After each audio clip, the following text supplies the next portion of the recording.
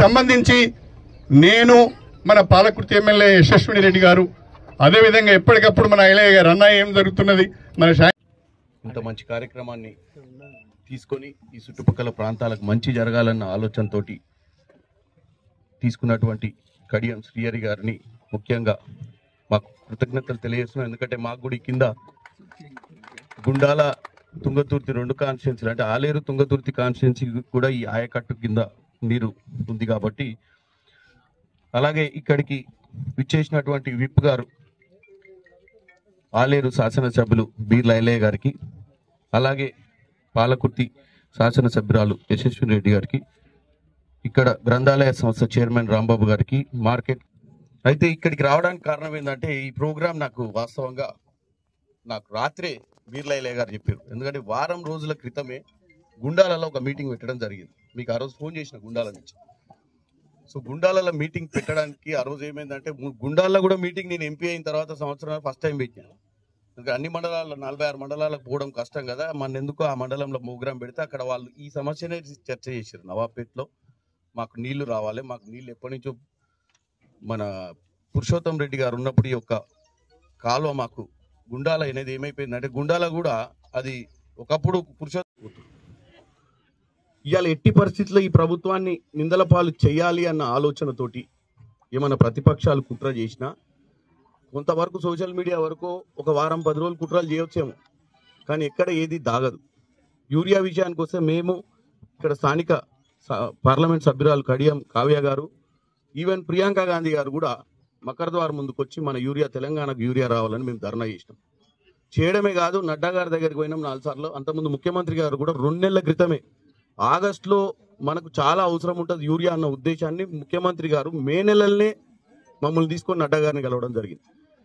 వాళ్ళు వీలైనంత మటుకు ఏదో ఇంపోర్ట్ అంటే మనం యూరియా ఇక్కడ కంటే ఎక్కువ విదేశాల నుంచి తీసుకొస్తున్నాం కాబట్టి బయట ప్రపంచ దేశాల్లో కొంచెం యుద్ధ వాతావరణం ఉండి కొంచెం సీ రూట్స్ ఖాళీ ప్రాబ్లం ఉండడం వల్ల షిప్స్ రావడం లేట్ కావడం వల్ల కొంచెం డిలే అయిందని చెప్పడం జరిగింది. మనకు రావాల్సిన కోటా మనకి ఇస్తామని వాళ్ళు కమిట్మెంట్ ఇచ్చారు. 50,000 మెట్రిక్ టన్నులు మనం రిలీజ్ చేశారు.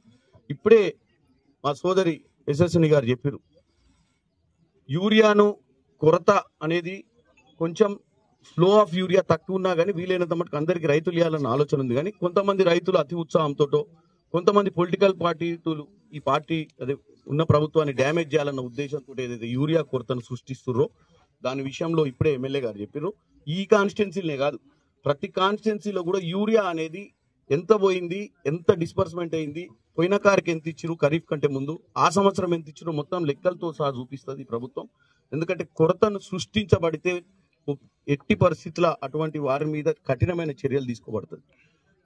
రైతులకు యూరియా ఇవ్వాల్సిన బాధ్యత ప్రభుత్వానికి, అంతవరకు మనం ఇవ్వాలి. కానీ దాని కొరత ఉందని లేదా ఎక్కువ బ్యాగులు తీసుకుపోయి కొరతను సృష్టించే ప్రయత్నం చేయొద్దని ఒకటి విన్నపించుకుంటున్నాం, ఒకటి హెచ్చరిస్తున్నాం కూడా. ఎందుకంటే ఇది అందరిని దృష్టిలో పెట్టుకొని రైతులందరికీ మంచి జరగాలన్న ఉద్దేశంతో ఈ ప్రభుత్వం ముందుకు పోతుంది. అదే కాకుండా మీరు ఇప్పుడు చూస్తున్న ఎన్నో పథకాలు ఈ సంవత్సరం కాలంలో చిత్తశుద్ధితోటి మేము ముందుకు పోతున్నాం. మీ అందరి ఆశీర్వాదం ఉండాలి. ఎందుకంటే మీరు కోరి తెచ్చుకున్నటువంటి ఈ ప్రభుత్వాన్ని మనం ఎల్లకాలంలో మీరు మీ అండదండలతోటే, మాకు ఎవరేం మాట్లాడినా ఫరకపడదు. బయట వాడు 100 పెట్టుకొని సోషల్ మీడియాలో మాకేం ఫరకపడదు. మాకు కావాల్సింది ప్రజలకు మంచి జరుగుతుందా, నిజంగానే ప్రజలకు మంచి జరుగుతలేదా, లబ్ధిదారులకు ఇంద్రం ఇల్లులు వస్తున్నాయా, రేపు రేషన్ కార్డులు ఇస్తే రేషన్ కార్డులు లబ్ధిదారులకు పోతున్నాయా, పేదవాడు అట్టారుగా ఉన్న పేదవాడికి మంచి జరుగుతుందా అనేది మా బాధ్యత, ఇక్కడ ఉన్నటువంటి కాంగ్రెస్ నాయకుల బాధ్యత కూడా. ఎందుకంటే అసలు పేదోనికి ఇల్లు రాకుండా మనమే పంచాయతీలు పెట్టుకున్నాం అనుకో, నాకు ఈ లేదు నీకు లేదని, ఇక పేదోడు ఎటు పోవాలి? ఇల్లు లేనోడు, అస్సలే ఇల్లు లేనోడు, గోడలు కూడా లేనోనికి ఇల్లు ఇంద్రమ్మ ఇల్లు వచ్చే ప్రయత్నం చేసినప్పుడే మిమ్మల్ని ఊర్లో అందరూ గుర్తుపడతారు, అరే మంచి నాయకుడే పాపం పేదోళ్ళకి ఇల్లు ఇప్పించిన. మనం మంచుకుంటే ఇవాళ తృప్తిగా ఉండొచ్చు. ఈ ప్రభుత్వంలో మనం లబ్ధిదారులమైనా మనకు ఇల్లున్నా కానీ ఇంకో ఇల్లు కూడా తెచ్చుకునేందుకు, దాని తర్వాత మనం పుట్టగతులు ఉండకుండా పోతాం. ఎందుకంటే పెద్దలు గురువారిలో ఈరోజు గురుపోత్సవం మంచి రోజు కలిసి వచ్చింది మా అన్నకు, మా పెద్దలకు. ఆయనకు ప్రత్యేకంగా ధన్యవాదాలు తెలియజేస్తూ, పెద్దలు ఉత్తమ్ కుమార్ రెడ్డి గారిని ఒప్పించి మెప్పించి ఏదైతే పెండింగ్ ఉన్నటువంటి పనులకు గత సంవత్సరం 148 కోట్లతోటి మరమ్మతులు చేపట్టి, గతంలో నవాపేటకు రావాలంటే చాలా తిప్పలు పడేది నీళ్లు, కానీ ఇప్పుడు నోట్లో పోసుకున్నట్టుగా ఆ సిల్టీ తీయడంతో ఇలా మనం నిండుకుండ లెక్క ఉండి నింపుకొని ఈరోజు మనం నీళ్లు విడుదల చేసుకున్నందుకు చాలా సంతోషం. దానికి పెద్దలు అనిత్యం ప్రజల కోసం తప్పించి గల్లీలో కాదు ఢిల్లీలో కూడా తెలంగాణ వాణి వినిపించి ఇప్పుడే చెప్పారు యూరియా కొరత లేకుండా ఢిల్లీ మీద గలమెత్తి మొన్ననే మనకు యూరియా కూడా తీసుకొచ్చినటువంటి పెద్దలు మన భువనగిరి పార్లమెంట్ సభ్యులు చామల కిరణ్ కుమార్ రెడ్డి గారికి సోదరిమణి చెల్లెలు చిన్నదైనా ఇప్పుడు గట్టి కొట్లాడి ఈ ప్రాంత అభివృద్ధి కోసం చెల్లె గలమెప్పి మాట్లాడుతున్నటువంటి ఎస్ఎస్ రెడ్డి గారికి వేదిక ఉన్నటువంటి మార్కెట్ కమిటీ చైర్మన్లకు జిల్లా అధ్యక్షులకు అధికారులకు ఇక్కడ వచ్చినటువంటి నాయకులకు రైతాంగానికి పేరు పేరున ధన్యవాదాలు. ప్రభుత్వాన్ని బదనాం చేస్తా అంటున్నారు. ఎవరు బదనాం చేసినా ఈ ప్రభుత్వం రైతుల ప్రభుత్వం. ఇలా రైతుల పక్షపాతిగా రైతులకు అన్ని విధాల ఒక్క సంవత్సరంలోనే ఎంతో పెద్ద పీట వేసినటువంటి ప్రభుత్వం కాబట్టి మీరు కూడా ఎక్కడ కూడా ఆధారపడాల్సిన అవసరం లేదు. వాళ్ళు ఎన్ని అప్పులు చేసినా వాళ్ళు ఎన్ని తప్పులు చేసినా ఒక్కొక్కటిగా సర్దిద్దుకుంటూ మన గౌరవ ముఖ్యమంత్రి ఎక్కడ అదరకుండా బెదరకుండా ఒకవైపు సంక్షేమం ఒకవైపు అభివృద్ధి రెండు కళ్ళ లెక్క ముందుకు పోతుంది కాబట్టి ఇంకా మన ప్రభుత్వానికి మన గౌరవ ముఖ్యమంత్రికి మనం బాసట నిలవాలి. మనం కృతజ్ఞతగా రేపు స్థానిక సంస్థల్లో ఏ గ్రామంలో అయినా వార్డు మెంబర్ నుంచి సర్పంచ్ ఎంపీటీసీ జెడ్పీటీసీ గెలిపించుకొని మన ముఖ్యమంత్రికి కానుక ఇవ్వాలి. ఇంకా ఈ తెలంగాణను బలోపేతం చేసుకోవాలి. మనం ఇలా ఇంత పెద్ద ఎత్తున నీళ్లు ఇస్తున్నామంటే మన గౌరవ ముఖ్యమంత్రి సంకల్పం. మన ఇరిగేషన్ శాఖ మంత్రి ఉత్తమ్ కుమార్ రెడ్డి గారు కూడా ఎప్పటికప్పుడు జల సౌదాలో మీటింగ్లు పెట్టి ఎక్కడ నీళ్లు ఇవ్వాలి, ఎక్కడ ఆయకట్టు ఉంది, ఎక్కువ తక్కువ బడ్జెట్ తోటి ఎక్కడ పనులు ఆగిపోయినాయి, ఎక్కడ చేయాలనే ఉద్దేశంతో మన ప్రభుత్వం ముందుకు పోతుంది. కాబట్టి మీరు కూడా ఆలోచన చేసి ప్రతిపక్షాలను తిప్పికొట్టాల్సిన అవసరం ఉంది. ఈ ప్రజాపాలన నిజంగా ఒక్క సంవత్సరం వచ్చిన 20 నెలల్లో ఎన్ని సంక్షేమాలు. సన్న బియ్యం మనం అనుకోలే, ఇలా 3,10,00,000 మందికి సన్న బియ్యం ఇస్తున్నాం. గత 10 ఏళ్ళుగా ఒక్క రేషన్ కార్డు ఇవ్వలే. ఇలా అరువులందరికీ రేషన్ కార్డులు ఇస్తున్నాం. అరువులందరికీ ఇంధనం మిల్లు ఇస్తున్నాం. ఒక్కొక్క నియోజకవర్గానికి 3,500. గతంలో టీఆర్ఎస్ లో ఏమన్నారు, కాంగ్రెస్ వచ్చే 70 ఇళ్ళు మాకు అధికారం ఇస్తే డబుల్ బెడ్రూమ్ అన్నారు. మరి ఏ ఊర్లో కూడా డబుల్ బెడ్రూమ్ రాలే. మన గౌరవ ముఖ్యమంత్రి ప్రతి నియోజకవర్గానికి మొదటి విడతగా 3,500 వచ్చినాయి. ఇంకో విడత ఇస్తే ఊళ్ళల్లో అసలు ఇంధనం మిల్లు అడిగేటోళ్ళు ఉండరు. ఆ రకంగా ఇంధనం మిల్లు, రేషన్ కార్డులు, సన్న బియ్యం, 200 యూనిట్ల విద్యుత్, ఇంటికి ఫ్రీ కరెంట్ ఇచ్చుకుంటూ 500కి గ్యాసు, ఇవన్నీ కూడా మన ప్రభుత్వం ఈ ప్రజాపాలన చేస్తుంది. కాబట్టి మీరు కూడా ధైర్యంగా ఎక్కడికక్కడ ప్రతిపక్షాలను వారించాల్సిన అవసరం ఉంది. వాళ్ళ నక్కజిత్తులను ఎండగట్టాల్సిన అవసరం ఉంది. రేపు స్థానిక సంస్థల్లో అందరం బలోపేతంగా ప్రతి గ్రామంలో కాంగ్రెస్ జెండా ఎగరాల్సిందిగా చేస్తూ పెద్దలు నిజంగా శ్రీహరి గారు మాకు గురువుగా ఇక్కడ ఉన్నటువంటి మా 3-4 కాన్స్టిట్యూన్సీలను కూడా నువ్వు దృష్టిలో పెట్టుకొని మీరు ఒక్కటే కాదు, నువ్వు రాష్ట్రంలో ఒక ఉప ముఖ్యమంత్రి పోస్ట్ చేస్తావు కాబట్టి ఈ ఉన్నటువంటి నియోజకవర్గాలన్నీ నీయే. తప్పకుండా ప్రతి చెరువు నింపేటట్టుగా ఎప్పటికప్పుడు ఇరిగేషన్ తోటి నువ్వు మేనేజ్ చేసి మాకు ఎక్కువ నీళ్ళు ఇవ్వాల్సిందిగా మా గుండాల మండలాన్ని మాత్రం దృష్టి పెట్టుకోవాలి. దీని మీద ఆధారపడి ఉన్నాం. మా గుండెకాయ ఇప్పుడు మా పెద్దలు చెప్పిండు, పురుషోత్తమ రెడ్డి గారు నిజంగా గుండెకాయ, కానీ ఇప్పుడు అది గుండెకాయ కాకుండా పోయింది కాబట్టి మళ్ళా గుండెకు జర ఎక్కువ రక్తం ఇచ్చి గుండె ఎక్కువ లభ్యం కొట్టుకున్నట్టుగా చేయాలని చెప్పి మా శ్రేణి కోరుతూ మా గుండాల మీద ఎక్కువ ప్రేమ చూపించి ఆ ఉన్న కాలువలను రిపేర్ చేయించి అధికారులు కూడా ఎప్పటికప్పుడుగా అన్ని చెరువులు, ఏ ఒక్క చెరువు వద్దంటలేం, కాకపోతే విడతల వారుగా ఎక్కడ పోతే ఎక్కడ అవసరమైతే రైతుల మధ్య గ్రామాల మధ్య పంచాయతీ లేకుండా ఒక వారం రోజులు ఒక దిక్కు బంద్ చేసి మొత్తం ఇవ్వండి, మేము ఒప్పుకుంటాం. ఇంకో వారం తర్వాత ఇంకో దిక్కు ఒప్పండి. ఎందుకంటే అన్ని చెరువులు ఉంటే రైతులకు భూగర్భ జలాలు పెరుగుతాయి, బోర్లు పెరుగుతాయి, అక్కడ ఉన్నటువంటి నీళ్లు లభ్యత అవుతుంది. కాబట్టి ఇంత మంచి కార్యక్రమం పెట్టి ఈ నవాపేట నీళ్ళు ఈ రోజునందుకు ప్రత్యేకంగా మా అధికారులకు కూడా ధన్యవాదాలు తెలియజేస్తూ ఈ అవకాశం వచ్చిన పెద్దలకు మా గురువులకు మరొకసారి గురు పూజ సందర్భంగా ధన్యవాదాలు తెలియజేస్తున్నాం. జై హింద్. ఎంప్లాయీ కాంట్రాక్టర్ కానీ ఎంత అనుభవం ఉందంటే ఇరిగేషన్ శాఖ ఉన్నటువంటి అధికారులకు ఎంత అనుభవం ఉందో ధనంజయకి అంత అనుభవం ఉంది. అప్పుడు మా మిత్రుడు గిరిగాడు కూడా 2 మిషన్లు పెట్టి సుమారు ఒక 15-20 చెల్లింపగలిగినాం. అయినా రైతులను తృప్తిపరచలేదు.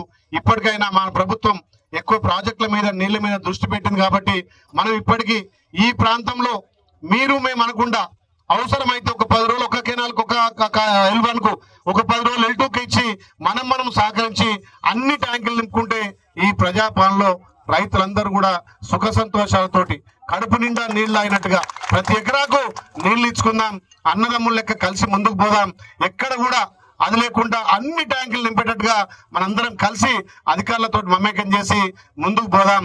అదేవిధంగా ఈ ప్రాంతం ఎక్కువ కూడా ఈ నవాపేటకు సంబంధించి ఉంది కాబట్టి పెద్దలు కడియం సార్ గారి సహకారంతో అవసరమైతే అక్కడి నుంచి నీళ్లు కూడా ఎక్కువ తీసుకొచ్చి ఉత్తమాన్ని ఒప్పించి ఈ నవాపేట ఎప్పుడు కూడా నిండుకుండా లెక్కుంటే ఈ 3 నియోజకవర్గాలకు ఎక్కువ ఆయకట్టుకు ఇది వచ్చే అవకాశం ఉంది.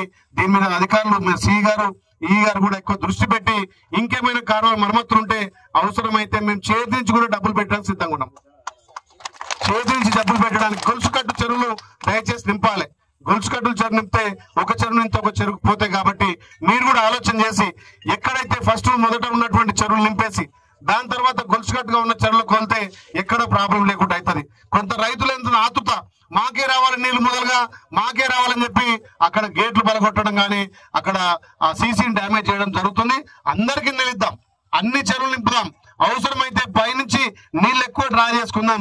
దానికోసం అధికారులు మీరు ఎక్కడికక్కడ కొంత చాకచక్యంగా అన్ని చెరువులు నింపేటప్పుడు చూడాలి, రైతుల మధ్య సమన్వయం చేయాలి, అన్ని ట్యాంకులు నింపాల్సిన బాధ్యత మనది. కాబట్టి ఇప్పటిదాకా యూరియా కొత్త కూర్చొని మాట్లాడారు. ఈ ప్రభుత్వానికి రైతుల నుంచి మంచి మద్దతు ఉంది. నిజంగా నాకు తెలిసి భారతదేశంలో ఏ రాష్ట్ర ముఖ్యమంత్రి అయినటువంటి సాహసం చేశారు. వాళ్ళు 10 ఏళ్ళు ఈ రాష్ట్రంలో అప్పులు చేసి తప్పులు చేసిన వాళ్ళ తప్పులను ఒక్కొక్కటిగా సర్దిద్దుకుంటూ రైతులకు ఇచ్చినటువంటి మాట మన ప్రియతమ నాయకుడు రాహుల్ గాంధీ గారు వరంగల్ రైతు డిక్లరేషన్ లో ఒక మాట ఇచ్చిండు. తెలంగాణలో ఏ రైతు కూడా అప్పుల బాధ ఉండొద్దు, రైతు విముక్తి చేయాలంటే దాన్ని మన గౌరవ ముఖ్యమంత్రి రేవంత్ రెడ్డి గారు శిలాశాసనంగా, రాహుల్ గాంధీ గారు ఒక మాట అంటే దాన్ని శిలాశాసనంగా ప్రతి రైతుకు 2 లక్షల రుణమాఫీ. ఈ తెలంగాణలో 25 లక్షల మందికి 21,600 కోట్లతోటి రుణమాఫీ చేసిన ఘనత మన కాంగ్రెస్ పార్టీ ప్రజాపాలనది. భారతదేశంలో ఏ రాష్ట్రంలో జరగలేదు. 9 రోజుల్లో 9,000 కోట్లతోటి రైతు భరోసా ఇచ్చిండు. ఇలా రైతులకు పెద్దపీట వేస్తున్నాం. దీన్నంతా చూసి ఓర్వలేక ప్రతిపక్షాలు బీజేపీ మీద కొట్లాడే శాతగాక ఇక్కడ గల్లీలో కుస్తీపడితే ఢిల్లీ పోయి దోస్తాన్ చేస్తారు. మరి తెలంగాణకు 8 మంది ఎంపీలను బీజేపీ వాళ్ళకి ఇస్తే కనీసం ఏ ఒక్క ఎంపీ అయినా యూరియా కోసం కొట్లాడుతురా? ఇలా మన కావ్య గారు కానీ మన చామల కిరణ్ గారి ఢిల్లీలో ప్రియాంక గారితో ధర్నా చేసి మనకు రావాల్సిన వాటాను ఇలా మెడల్ వంచి తీసుకొస్తుంటే ఇక్కడ కృత్రిమంగా యూరియా కొత్త చేస్తున్నారు. వాళ్ళ 43,000 ఎకరాలకు సాగునీరు అందిస్తున్న సందర్భంగా ఏర్పాటు చేసుకున్న ఈ సమావేశానికి ముఖ్య అతిథిగా విచ్చేసిన సోదరులు ప్రభుత్వ విప్ శ్రీ బీర్ల ఐలయ్య గారు, ఉత్సాహవంతులు భువనగిరి పార్లమెంట్ సభ్యులు సోదరులు శ్యామల కిరణ్ కుమార్ రెడ్డి గారు, పాలకుర్తి శాసనసభ్యురాలు మనందరి ఆడపడుచు ఆడబిడ్డ శ్రీమతి యశస్విని రెడ్డి గారు, జనగామ జిల్లా గ్రంథాలయ సంస్థ అధ్యక్షులు సోదరులు రాంబాబు గారు, Janagama market committee vice chairman సోదరులు నర్సులు గారు, మన ఉమ్మడి వరంగల్ జిల్లాకు సంబంధించి స్టేషన్ గన్పూర్, జనగామ, చేరియాల, పాలకుర్తి, వర్ధన్నపేట, నల్గొండ జిల్లాకు సంబంధించిన ఆలేరు, తుంగతుర్తి ఈ నియోజకవర్గాలన్నీ కూడా ప్రతి సంవత్సరం కరువుకు గురయ్యే ప్రాంతాలు.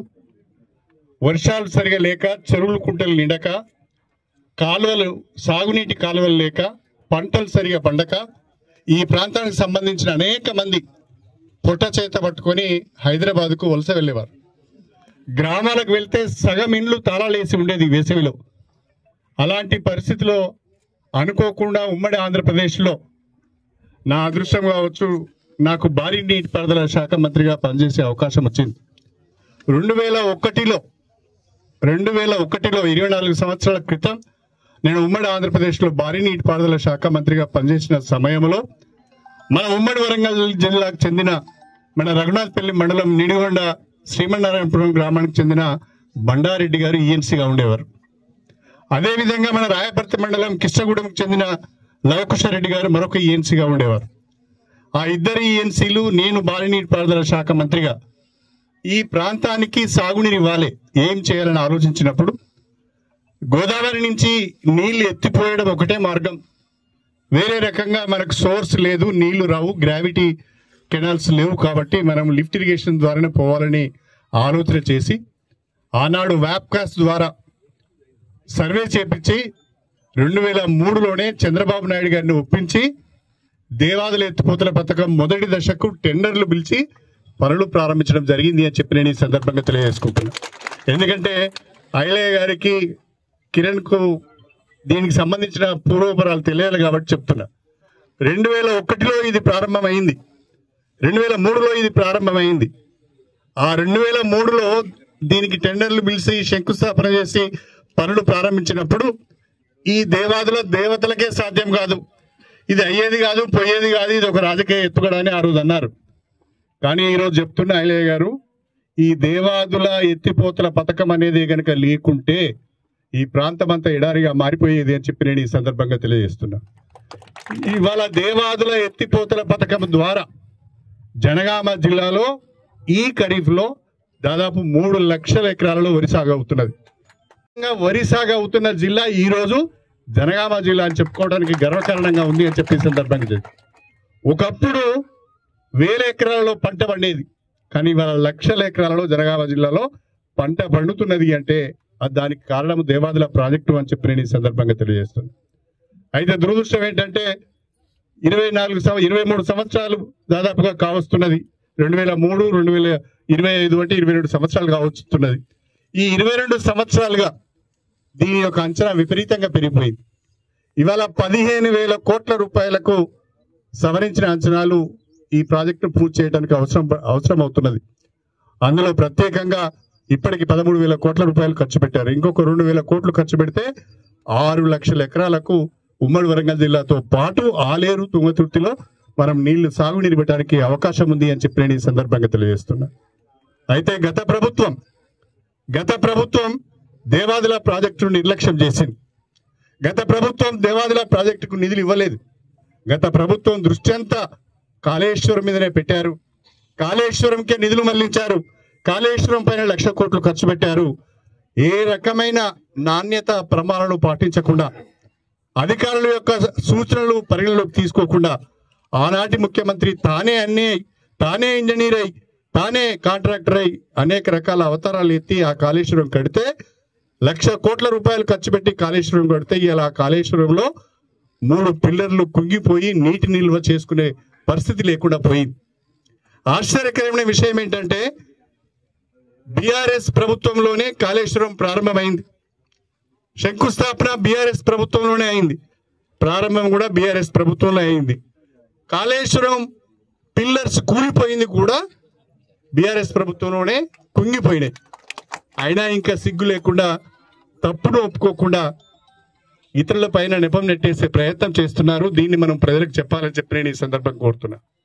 మీరు చూస్తున్నారు ఈరోజు కల్వకుంట్ల కుటుంబంలో కల్లోలం ఏ రకంగా ఉందో. కల్వకుంట్ల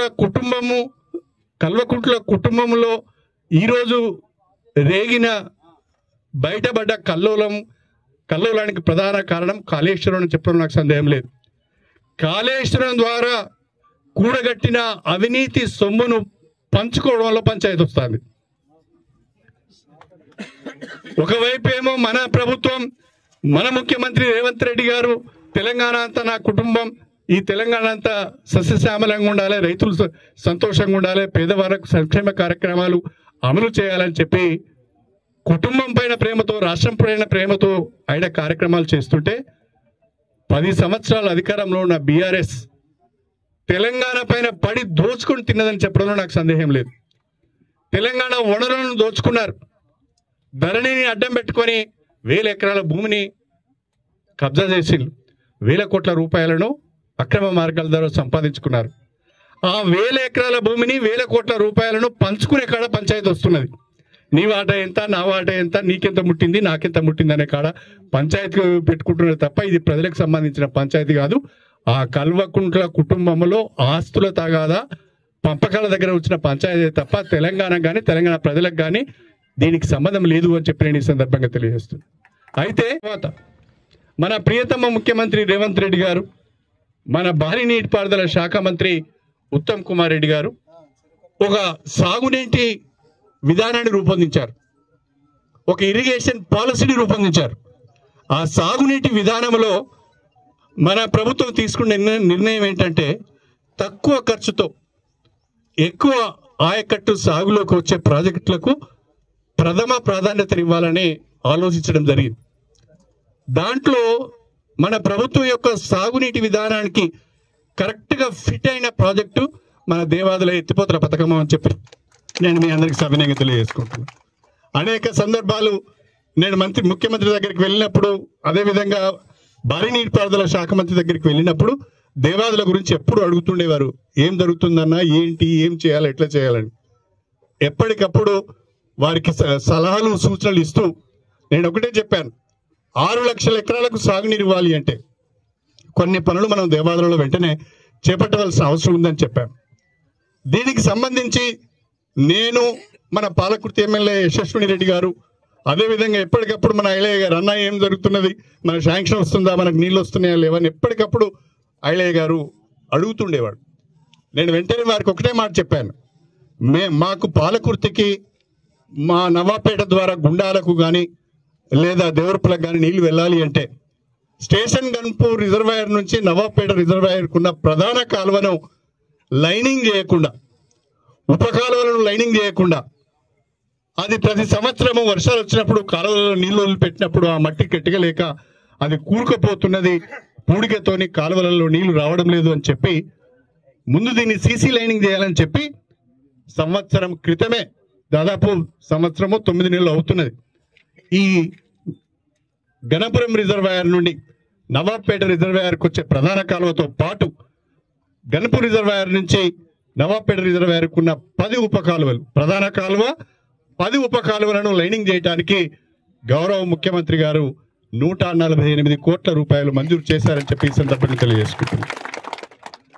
వారు వెంటనే నీటిపారుదల శాఖ అధికారులను, కాంట్రాక్టర్ను అప్రమత్తం చేసి గణపురం రిజర్వాయర్ నుంచి నవాబ్పేట రిజర్వాయర్కు ఉన్న ప్రధాన కాలువలో ఉన్న పూడికంతా తీయించి, చెట్లను ఇట్లా చేయించి, ఎక్కడైతే స్ట్రక్చర్స్ పోయినాయో వాటిని బాగు చేయించి, ఎక్కడైతే కట్టలు తెగిపోయినాయో వాటిని మరమ్మతులు చేయించి ఇవాళ మొట్టమొదటిసారిగా 10 సంవత్సరాల తర్వాత నవాబ్పేట రిజర్వాయర్ కట్టిన తర్వాత ఇవాళ కాలువ ద్వారా నీళ్లు వస్తున్నాయంటే ఇది కాంగ్రెస్ ప్రభుత్వం సాధించిన విజయం అని చెప్పి నేను మీ అందరికి సవినయంగా తెలియజేసుకుంటున్నా.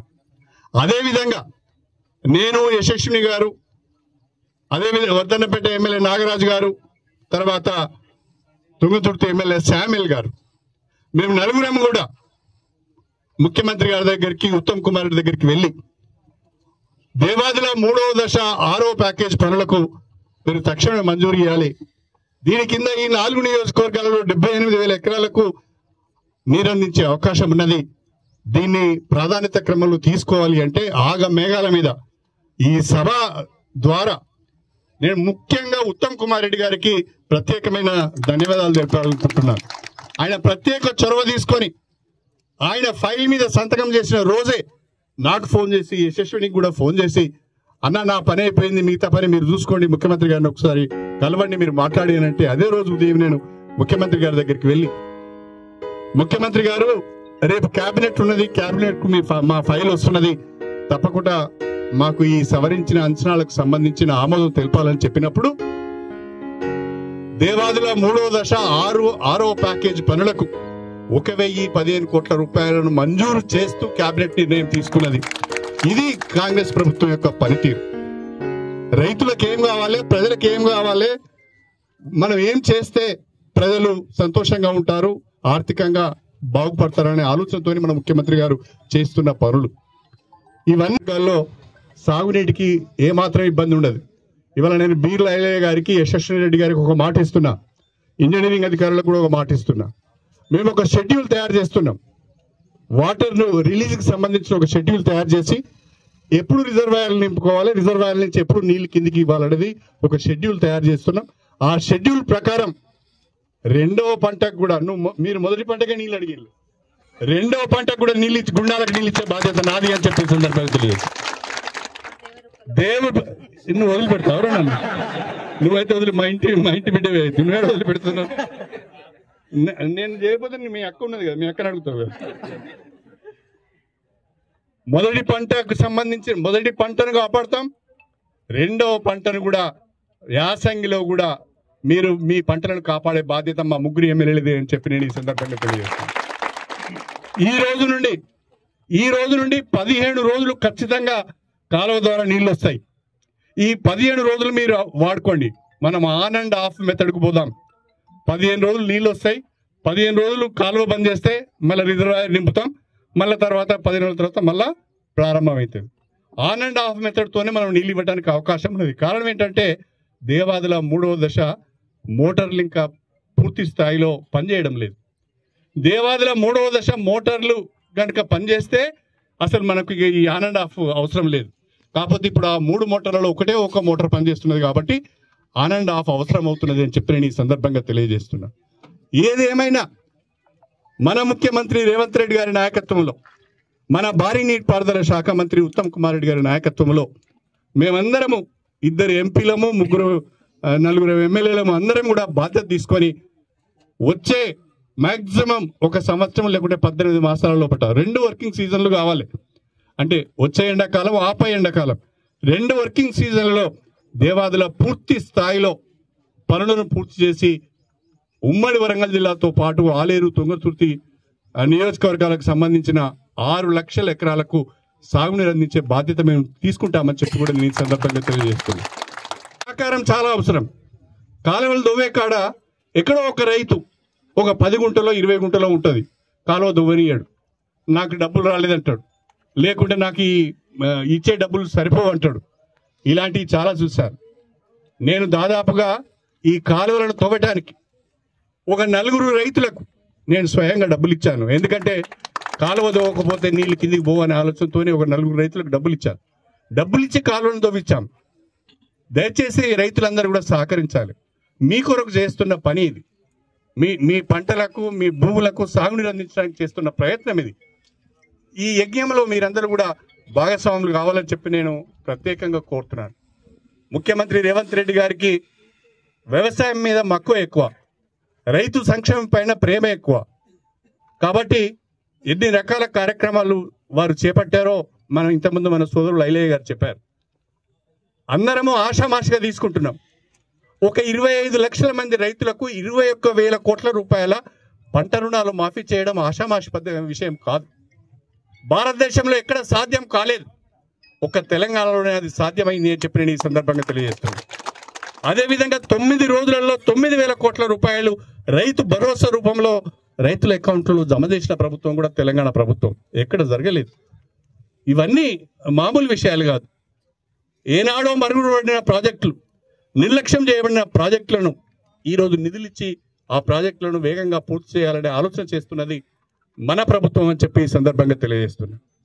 యూరియా కష్టాల గురించి మనందరం చూస్తూనే ఉన్నాం. 2-3 రకాలైన సమస్యలు ఉన్నాయి యూరియాలో. ఒకటి, ఇతర దేశాల నుంచి రావాల్సిన యూరియా సకాలంలో మనకు రావడం లేదు. రెండవది, ఇండియాలోనే భారతదేశంలోనే యూరియా ప్రొడక్షన్ తగ్గింది.